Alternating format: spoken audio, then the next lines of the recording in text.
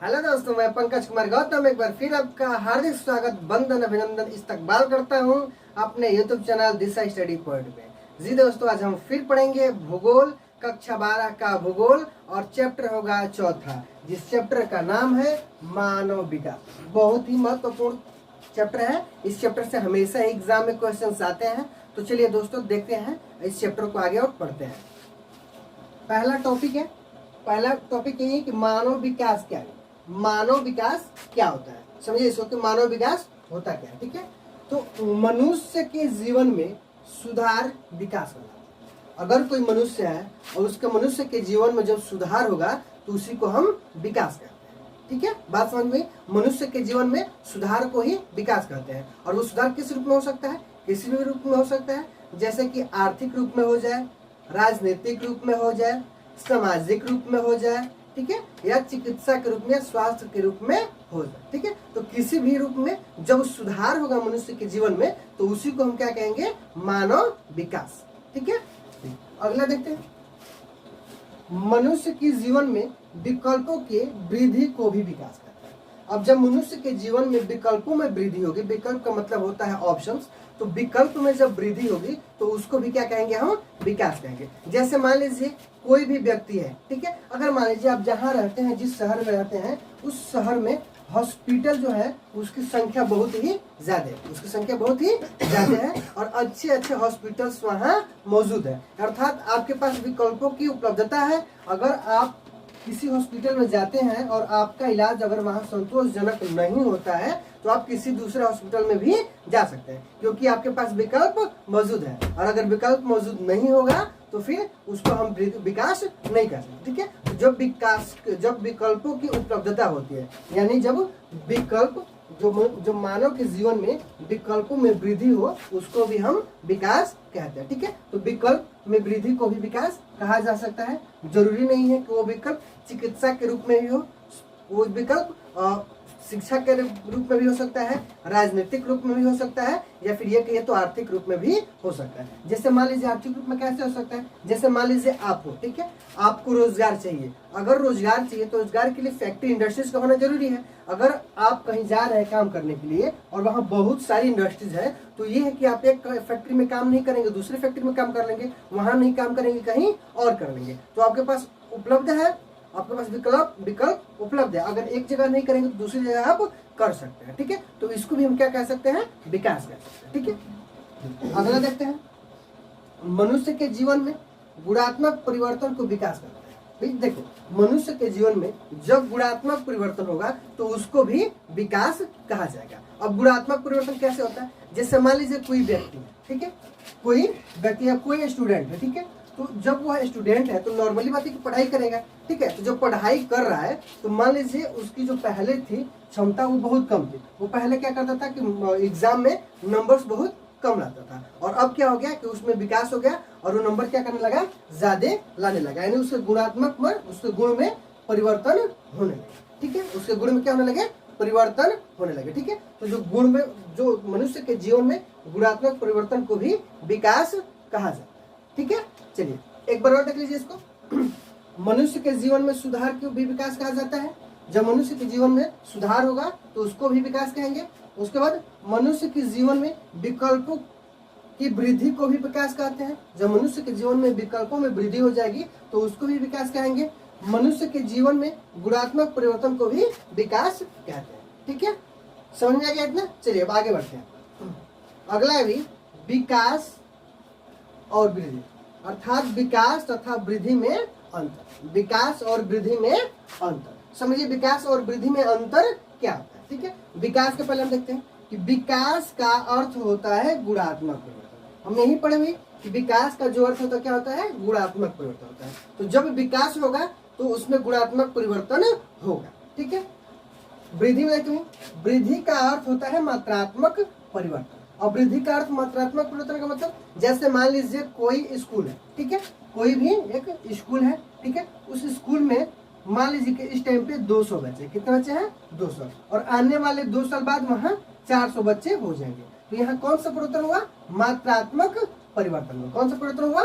मात्रात्मक। यहाँ मात्रा यानी संख्या में परिवर्तन हुआ। ये कहिए कि कोई शहर है, उस शहर की जनसंख्या आज 1 लाख है और आने वाले 4 साल में उसकी जनसंख्या 1,20,000 या 1,30,000 हो जाएगी। तो इसको क्या कहेंगे? मात्रात्मक परिवर्तन। ठीक है, चलिए आगे देखते हैं विकास।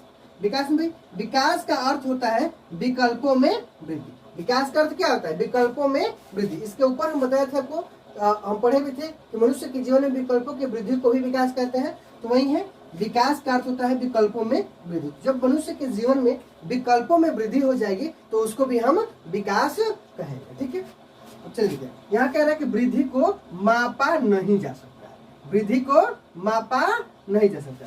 वृद्धि जो होगी उसको हम माप नहीं सकते। ठीक है, लेकिन जब विकास में लेकिन विकास का है क्या अर्थ? विकल्पों में वृद्धि से। ठीक है, तो वृद्धि को हम माप नहीं सकते हैं। अगला देखिए, विकास तब तक नहीं होता जब तक वर्तमान स्थिति में परिवर्तन न हो। कह रहे हैं भाई कि विकास तब तक नहीं हो सकता है जब तक कि वर्तमान स्थिति में परिवर्तन न हो। ठीक है, जैसे मान लीजिए अगर कोई व्यक्ति है, ठीक है, अगर कोई व्यक्ति है, ठीक है, अगर हम देखेंगे इसका विकास कैसे हो रहा है, तो अगर कोई व्यक्ति है और हम ये देखते हैं कि ये जो व्यक्ति है पहले आर्थिक रूप से कमजोर था। पहले आर्थिक रूप से क्या था भाई? गरीब था, कमजोर था। ठीक है, लेकिन धीरे धीरे इसकी आर्थिक स्थिति सही हुई और ये क्या हो गया? मजबूत हो गया। क्या हो गया? अमीर व्यक्ति हो गया, मजबूत हो गया। तो इसके वर्तमान स्थिति में परिवर्तन हुआ ना जी। तो वर्तमान स्थिति में जब तक परिवर्तन नहीं होगा तब तक विकास नहीं होगा। अर्थात वर्तमान स्थिति में परिवर्तन का होना ही विकास कहलाता है। ठीक है, अगला, वृद्धि का चिन्ह धनात्मक और ऋणात्मक दोनों हो सकता है। जो वृद्धि का चिन्ह है वो धनात्मक भी हो सकता है और ऋणात्मक भी हो सकता है। जैसे मान लीजिए कोई एक शहर है, हम कह रहे हैं कि आज अगर इस शहर की आज जनसंख्या 1 लाख है। कितनी है भाई? 1 लाख। इस शहर की जनसंख्या आज 1 लाख है, तो आने वाले 2 साल बाद इसकी जनसंख्या 1,20,000 हो सकती है जी। और ये भी हो सकता है कि अगर कोई मतलब आपदा आ जाए या किसी कारणवश इसकी जनसंख्या घट करके 80,000 भी हो सकती है। तो यहाँ माइनस भी हो सकता है और प्लस भी हो सकता है। अर्थात वृद्धि जो होती है वो धनात्मक भी हो सकती है और ऋणात्मक भी हो सकती है। ठीक है, चलिए अब आगे देखते हैं अगला टॉपिक है मानव विकास के 4 स्तंभ। स्तंभ का मतलब होता है पिलर, आधारशिला। ठीक है, तो मानव जीवन के 4 स्तंभ यानी मानव जीवन के कौन कौन से 4 स्तंभ हैं। ठीक है, तो पहला है समता। अब समता को समझिए भाई। समता का मतलब समता समझिए या ये कहे कि समानता। ये क्या है कि समानता। समता और समानता एक ही शब्द है। ठीक है, समानता। चलिए ध्यान दीजिए, लोगों को लिंग, जाति, आय इत्यादि की भेदभाव के विचारों के बिना उपलब्ध अवसरों तक पहुंच समान होना चाहिए। अब क्या है ना भाई कि अगर कोई व्यक्ति है, ठीक है, या लोग हैं, तो लोगों को जाति के आधार पर, लिंग के आधार पर, आय के आधार पर, ठीक है, उनके भेदभाव के विचार के बिना, मतलब इसके आधार पर भेदभाव नहीं होना चाहिए और उनको जो उपलब्ध अवसर है वहां तक पहुंचने की समानता होनी चाहिए। ठीक है, अगर कोई अवसर मिल रहा है, अगर जैसे मान लीजिए कोई वैकेंसी आ रही है या कुछ इस तरह की चीजें हैं, ठीक है, कोई अवसर मिल रहा है, ठीक है, तो उस अवसर तक पहुंचने के लिए हर व्यक्ति का समान अधिकार होना चाहिए। अब उस अवसर तक उस व्यक्ति को इसलिए नहीं पहुंच देना चाहिए कि भाई वो किस लिंग का है, मतलब स्त्री है या पुरुष है, किस जाति का है, किस वर्ग का है, या अमीर है या गरीब है। इन सब के बिना, इन सब के भेदभाव के बिना हर व्यक्ति को यानी लोगों को उस अवसर तक पहुंचने की उपलब्धता होनी चाहिए, यानी वहां तक पहुंचने की समानता होनी चाहिए। ठीक है, अगले देखते हैं सतत पोषणीयता। अब सतत पोषणीयता क्या भी?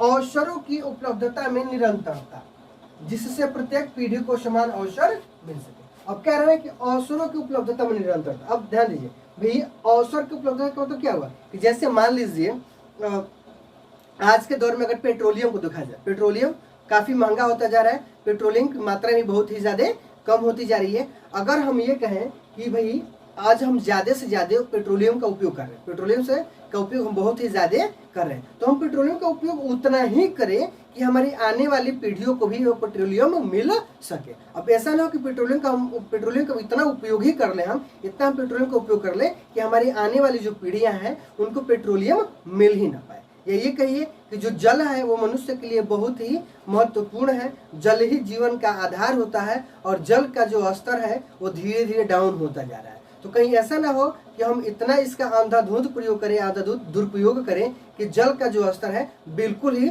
समाप्त हो जाए और हमें मिल रहा है लेकिन हमें हमारी आने वाली पीढ़ियों को वो चीजें नहीं मिल पाए। ठीक है, तो ऐसा नहीं होना चाहिए। कैसा होना चाहिए कि समान अवसर मिलने चाहिए। सबको क्या होना चाहिए, अवसरों की उपलब्धता में निरंतरता होनी चाहिए। अगर हमें भी पेट्रोलियम मिला है तो हमारे आने वाली पीढ़ियों को भी पेट्रोलियम मिलना चाहिए। अगर हमें भी अच्छे रूप में पानी मिल रहा है, स्वच्छ पानी मिल रहा है, तो हमारी आने वाली पीढ़ियों को भी पानी स्वच्छ मिलना चाहिए। ठीक है, तो इसको बोलते हैं सतत पोषणीयता। अब अगला देखते हैं उत्पादकता। उत्पादकता क्या होती है, लोगों में क्षमता का निर्माण करके मानव श्रम उत्पादकता में वृद्धि करना। अब कह रहे हैं कि लोगों में क्षमता का निर्माण करके, भाई जो मनुष्य होता है ना, एक तरफ से मतलब कहिए कि कोई आलसी होता है या कोई कैसा भी होता है, ठीक है, तो उनमें क्या करना है कि उनमें लोगों में क्षमता का निर्माण करना। क्या करना है, क्षमता का निर्माण करना है और मानव जो श्रम है उसकी उपलब्धता में वृद्धि करनी। ठीक है, अगला देखते हैं सशक्तिकरण। सशक्तिकरण क्या है, अपने विकल्प चुनने की शक्ति प्रदान करना। अपने विकल्प चुनने की शक्ति प्रदान करना। अब ध्यान दीजिए भाई, अगर देखा जाए तो भारत को शुरू से ही ये कहा जाता है कि भारत एक पुरुष प्रधान देश है। यहाँ पुरुषों की प्रधानता को स्वीकार किया जाता है। ठीक है, लेकिन अब क्या हो रहा है कि वक्त बदल रहा है, समय बदल रहा है और महिलाओं को भी बराबर हक देने की बात कही जा रही है। महिला सशक्तिकरण की बात की जा रही है। ठीक है, तो अपने विकल्प, जैसे कोई महिला है, अगर वह पढ़ना चाहती है, अगर कोई लड़की है अगर वह पढ़ना चाहती है तो उसको विकल्प को चुनने का अवसर प्रदान किया जाना चाहिए, उसको शक्ति प्रदान करना चाहिए। चल भाई, अगर तुझे पढ़ना है तो तू पढ़ाई ही कर ले। अगर कोई लड़की है स्पोर्ट में ही जाना चाहती है तो उसको खुली आज़ादी होनी चाहिए, उसको खुली आज़ादी होनी चाहिए कि वो वहाँ पहुँच सके। ठीक है, स्पोर्ट के लिए जा सके। यानी ये कहिए कि अपने विकल्प को चुनने की शक्ति प्रदान करना। अगर कोई व्यक्ति है तो वो अपने विकल्पों को चुन सके, वो अपनी इच्छा के अनुरूप अपने कार्यों को कर सके। चलिए दोस्तों, अपने क्लास को कंटिन्यू करते हैं और आगे देखते हैं। अगला टॉपिक है मानव विकास का उपागम, अर्थात मानव विकास के मापन की क्या विधि है। मतलब मानव विकास को किसके आधार पर कहा जा सकता है कि हाँ भाई मानव का विकास हुआ है। ठीक है, तो चलिए देखते हैं मानव विकास का उपागम। पहला है आय उपागम। पहला क्या भी, आय उपागम। समझिए इसको, यह मानव विकास के सबसे पुराने उपागमों में से एक है। ये जो आय उपागम है यह मानव विकास का सबसे जो पुराना उपागम है उसमें से एक है। इसमें मानव विकास को आय के साथ जोड़ कर देखा जाता है। अब देखिए इसमें क्या होता है भाई कि मानव का जो विकास है उसको आय के साथ जोड़ करके देखा जाता है। आय का स्तर ऊंचा होने पर मानव विकास का स्तर भी ऊंचा होता है। अब कहा जा रहा है ये कि भाई अगर मनुष्य है, मनुष्य के विकास को यहाँ कैसे मापा जाता है, तो मनुष्य के विकास को यहाँ आय के आधार पर मापा जाता है। अर्थात जिसके पास जितनी ज्यादा आय इनकम होगा उसका विकास उतना ही ज्यादा होगा। ठीक है दोस्तों, एक बार समझिए कि मानव विकास का पहला जो उपागम है आय उपागम, और आय उपागम कहता है यह कहता है पहले तो ये सबसे पुराना उपागम है और ये उपागम कहता है कि जिसका आय सबसे ज्यादा, जिसका आय ज्यादा होगा उसी का विकास ऊंचा माना जाएगा। ठीक है, जिसका आय ऊंचा होगा उसका विकास ऊंचा माना जाएगा। दूसरा देखते हैं, दूसरा उपागम कल्याण उपागम। दूसरा उपागम क्या भी, कल्याण उपागम। देखिए इसको समझिए, यह उपागम मानव को लाभार्थी अथवा सभी विकासात्मक गतिविधियों के लक्ष्य के रूप में देखता है। अब यह क्या करता है, यह कल्याण उपागम क्या करता है कि यह उपागम मानव को लाभार्थी अथवा सभी विकासात्मक गतिविधियों के लक्ष्य के रूप में देखता है। यह उपागम शिक्षा, स्वास्थ्य, सामाजिक सुरक्षा और सुख साधनों पर उच्चतर सरकारी व्यय का तर्क देता है। अब यह क्या कहता है, यह कहता है कि शिक्षा, स्वास्थ्य, सामाजिक सुरक्षा और सुख साधनों पर उच्च सरकारी व्यय को तर्क देता है। कौन, कल्याण उपागम। ठीक है दोस्तों, चलिए अगला देखते हैं।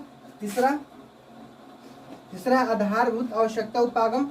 इस उपागम को मूल रूप से अंतर्राष्ट्रीय श्रम संगठन ने प्रस्तावित किया था। अब ये जो मूल आधारभूत आवश्यकता उपागम है इसको अंतर्राष्ट्रीय श्रम संगठन जो है वह प्रस्तावित किया था। ठीक है, इसमें 6 न्यूनतम आवश्यकता, इसमें क्या भी 6 न्यूनतम आवश्यकता, यानी कम से कम 6 जो आवश्यकताएं होती हैं उनको ध्यान में रखा गया। तो पहला क्या भाई, स्वास्थ्य, शिक्षा, भोजन, जलापूर्ति, स्वच्छता और आवास की पहचान की है। अर्थात जिसके पास स्वच्छता है, स्वास्थ्य है, शिक्षा है, भोजन है, जलापूर्ति है, स्वच्छता है और आवास है, वो उसका स्तर ऊंचा माना जाता है। ठीक है, इसमें क्या हो जाता है कि जिस मानव के पास स्वास्थ्य ठीक ठाक है, शिक्षा का स्तर ठीक ठाक है, भोजन है ठीक है ठीक ठाक, जल की आपूर्ति है, स्वच्छता है और आवास जिसके पास है, उसी को माना जाएगा कि यह जो है वो यह मानव विकास किया है। ठीक है, चलिए अगला देखते हैं, चौथा क्षमता उपागम। समझिए, इस उपागम का संबंध प्रोफेसर अमर्त्य सेन से है। ठीक है भाई, क्षमता जो उपागम है इसका संबंध किससे है, तो अमर्त्य सेन से है। संसाधनों तक पहुंच के क्षेत्र में मानव क्षमताओं का निर्माण बढ़ते मानव विकास की कुंजी है। अब ये क्या कहते हैं भाई, कहते हैं कि संसाधनों तक पहुंच के क्षेत्र में मानव क्षमताओं का निर्माण बढ़ते मानव विकास की कुंजी कहता है। ठीक है, ये बात कौन कहते हैं, ये कहते हैं प्रोफेसर अमर्त्य सेन। ठीक है दोस्तों, तो ये तो था अपना मानव विकास का उपागम। ठीक है, ये मानव विकास का उपागम था, कंप्लीट हुआ। चलिए दोस्तों, क्लास में कंटिन्यू करते हैं और अगला टॉपिक देखते हैं। अगला अपना टॉपिक है मानव विकास का मापन। इसका मतलब यही है कि मानव का जो विकास है उसको हम किसके आधार पर माप सकते हैं। ठीक है, किसके आधार पर हम मापेंगे। ठीक है, कि मानव का विकास कितना है। ठीक है, चलिए देखते हैं। पहला स्वास्थ्य, यानी स्वास्थ्य के स्तर को हम चेक करके जानकारी हासिल करके ये चेक कर सकते हैं कि मानव का विकास कितना हुआ है। क्योंकि पता है ना जी, कहा जाता है कि स्वास्थ्य ही धन होता है और जो मानव की जो मूलभूत आवश्यकताएं होती है उसमें से एक स्वास्थ्य भी होता है। ठीक है, तो पहला अपना है स्वास्थ्य, यानी स्वास्थ्य के स्तर को देख करके भी हम ये कह सकते हैं कि भाई मानव का विकास कितना हुआ है। ठीक है, तो दूसरा है शिक्षा। दूसरा क्या है, शिक्षा। अर्थात शिक्षा हर एक देश के लिए या हर एक व्यक्ति के लिए बहुत ही महत्वपूर्ण होता है। ठीक है, शिक्षा के स्तर को माप करके, शिक्षा के स्तर को देख करके कि कितने लोग शिक्षित हैं, कितने प्रतिशत जनता शिक्षित है, उसका रेशियो निकाल करके हम मानव के विकास को भी देख सकते हैं, मानव के विकास की तुलना कर सकते हैं कि मानव का विकास कितना। ठीक है, तीसरा है संसाधनों तक पहुंच। अर्थात इसका मतलब ये है कि किसी भी देश का क्रय स्तर कितना है, यानी जो खरीदारी है वो कितना हो रहा है और किस किन वस्तुओं पर हो रहा है। ठीक है, अगर मैक्सिमम वस्तुओं पर खरीदारी मैक्सिमम हो रहा है, अर्थात मैक्सिमम लोगों की पहुंच संसाधन तक है। ठीक है जी दोस्तों, अधिकतम लोगों की पहुंच कहाँ तक है, संसाधन तक है। ठीक है, अब देखते हैं इसका स्कोर क्या होता है। मानव विकास का एक स्कोर होता है, उस स्कोर को हम मापते हैं 0 से 1 तक, 0 से 1 तक। ठीक है, मानव का जो विकास है, मानव विकास का जो मापन है उसका एक स्कोर है और स्कोर को हम 0 से 1 तक। ठीक है, चलिए देखते हैं आगे। अर्जित मानव विकास के स्कोर के आधार पर दोनों को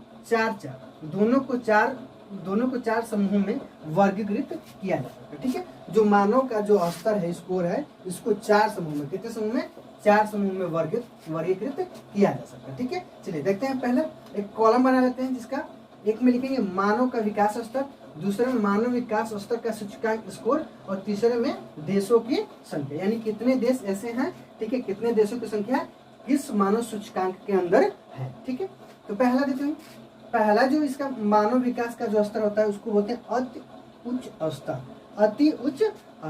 और इसका स्तर कब से कितना होता है जी, तो 0.8 से ऊपर होता है। 0.8 से जिसका मानव सूचकांक का स्तर ऊंचा होगा वह अति उच्चतर स्तर में आएंगे। ठीक है, और इसमें देशों की संख्या कितनी है, तो देशों की संख्या है 19। ठीक है, दूसरा उच्च स्तर, ये कब से कब तक होता है जी, कहाँ से कहाँ तक, तो 0.71 से 0.799 के बीच का होता है। ठीक है, उच्च स्तर कब से कितना होता है, तो 0.701 से 0.799 के बीच। ठीक है, और इसमें कितनी देशों की संख्या कितनी है, तो 53 यानी 53। मध्य स्तर कितना होते भी, तो 0.550 से 0.7 के बीच, ठीक है। और इसमें देशों की संख्या कितनी है, तो 39।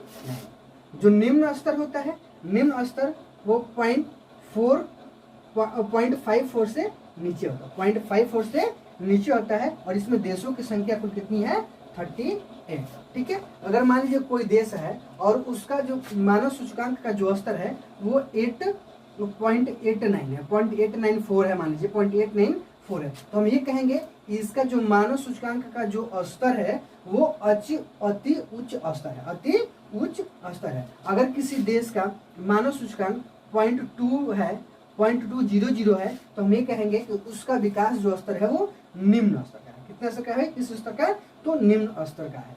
ठीक है जी दोस्तों, मैं उम्मीद करता हूँ कि ये वीडियो आपको अच्छा लगा होगा। अगर वीडियो अच्छा लगा है तो लाइक कीजिए, शेयर कीजिए, कमेंट कीजिए और हाँ जी दोस्तों सब्सक्राइब भी कीजिएगा। धन्यवाद।